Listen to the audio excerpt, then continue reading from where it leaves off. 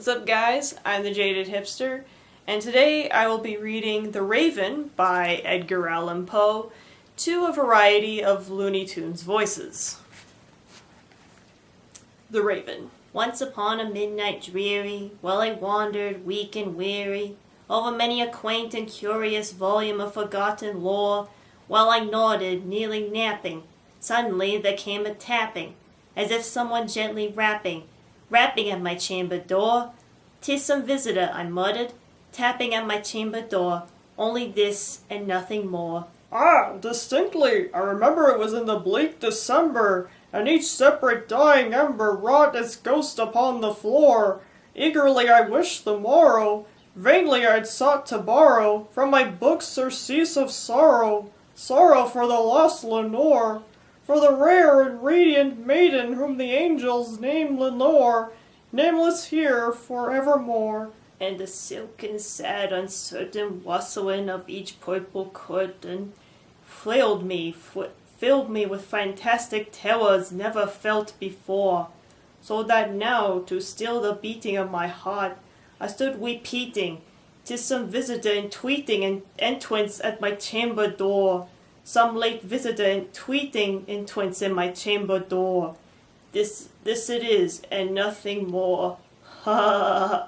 Presently my soul grew stronger, hesitating then no longer. "Sir," said I, "or madam, truly your forgiveness I implore, for the fact is I was napping, and so gently you came rapping, and so faintly you came tapping at my chamber door, that I scarce was sure I heard you. Then here I opened wide the door, darkness there, and nothing more." Deep into that darkness peering, long I stood there wondering, fearing, doubting, dreaming dreams no mortals ever dared to dream before. But the silence was unbroken, and the stillness gave no token, and the only word that spoken was the whispered word, "Lenore." This I whispered, and an echo murmured back the word, "Lenore." Merely this, and nothing more. Back into the chamber turning, all my soul within me burning, soon again I heard a tapping something louder than before. "Surely," said I, "surely this is something at my window lattice. Let me see then what there it is, and this mystery explore. Let my heart be still a moment, and this mystery explore. 'Tis the wind and nothing more." Open here I flung the shutter, when, with many a flit and flutter, in there stepped a stately raven of the stately days of yore. Not the least obeisance made he, not a minute stopped or stayed he, but when mine of lord or lady perched upon my chamber door, perched upon a bust of Powys just above my chamber door, perched and sat, and nothing more. Then this ebony bird beguiling my sad fancy into smiling, by the grave and stern decorum of the continents at war. "Though thy crest be shorn and shaven, thou," I said, "art sure no craven, ghastly grim, and ancient raven wandering from the nightly shore. Tell me what thy lordly name is on the night Plutonian shore." Quoth the raven, "Nevermore." Much I marveled this ungainly fowl to hear discourse so plainly, though its answer little meaning, little relevancy bore, for we cannot help agreeing that no living human being ever yet was blessed with seeing bird above his chamber door, bird or beast upon the sculptured bust above his chamber door, with such a name as Nevermore. But the raven, sitting lonely on that placid bust, spoke only that one word, as if his soul was in that one word he did outpour.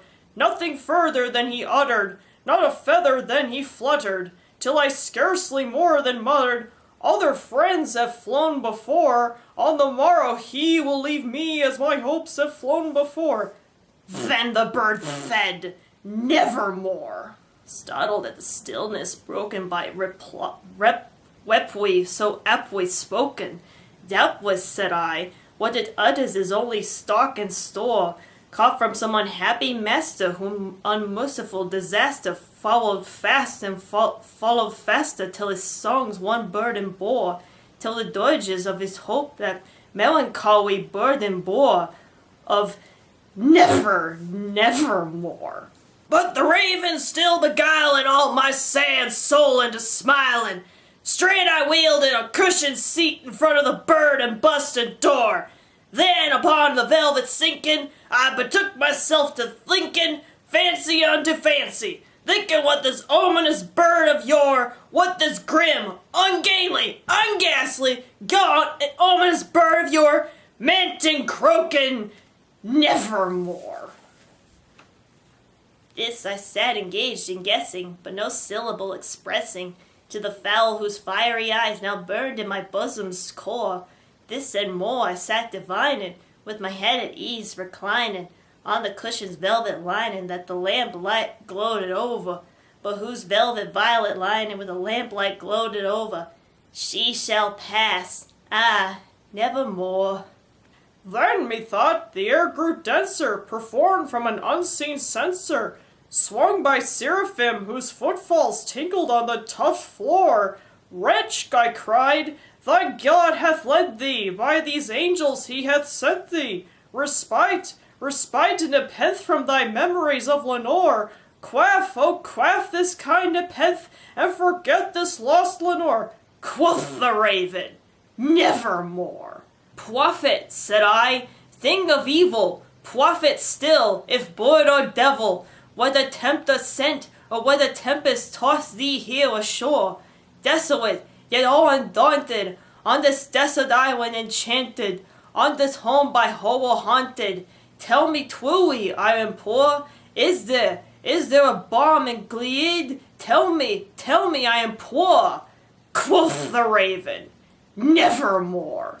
Prophet, said I, thing of evil, prophet still, if bird or devil, by that heaven that bends above us, by that God we both adore, tell this soul with sorrow laden, if with the distant Iden it shall clasp a saint and maiden whom the angels name Lenore.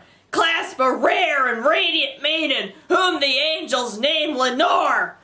Quoth the raven, nevermore. Be that word our sign of pardon, bird or fiend, I shrieked, upstarting. Get thee back into the tempest and the nice Plutonian shore. Leave no black plume as a token of that lie that thy soul hath spoken. Leave that my loneliness unbroken. Quit the bust above my door. Take thy beak from out my heart, and take thy form from out my door. Quoth the raven, nevermore. And the raven, never flitting, still is sitting, on the pallid bust of Pallas just above my chamber door. And his eyes have all the seeming of a demon's that is dreaming, and the lamp lay over him, streaming throws his shadow on the floor, and my soul from out that shadow that lies floating on the floor shall be lifted nevermore. I'm the Jaded Hipster. That's all for tonight, and I'll see you next time.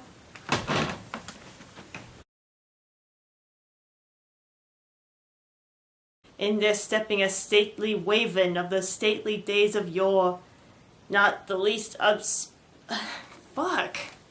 I can't get this right. Tell me what thy lordly name is on night the... fuck. Then, methought, the air grew denser, perfumed from some fuck.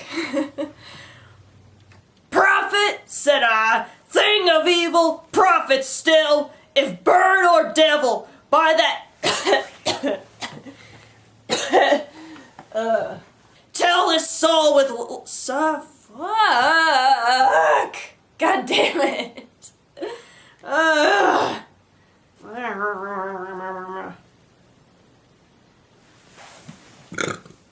Jeez.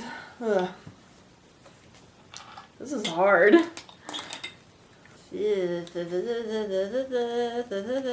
Fuck.